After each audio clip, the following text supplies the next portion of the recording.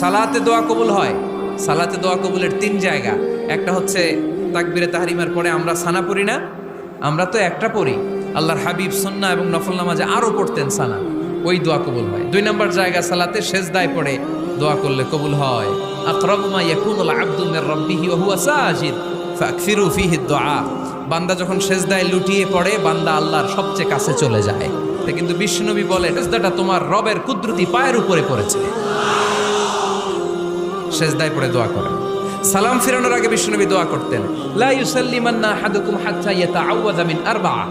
আল্লাহর হাবিব বললেন, 4 জিনিস থেকে পানাহ না আছে আমার কোন উম্মত যেন সালাম না ফিরায়। তারা যেন পড়ে, আল্লাহুম্মা ইন্নী আউযু বিকা মিন আযাবিল কবর, আউযু বিকা মিন আযাবি জাহান্নাম, আউযু বিকা মিন ফিতনাতিল মাহইয়া ওয়াল মামাত, আউযু বিকা মিন ফিতনাতিল মাসিহিদ দাজ্জাল।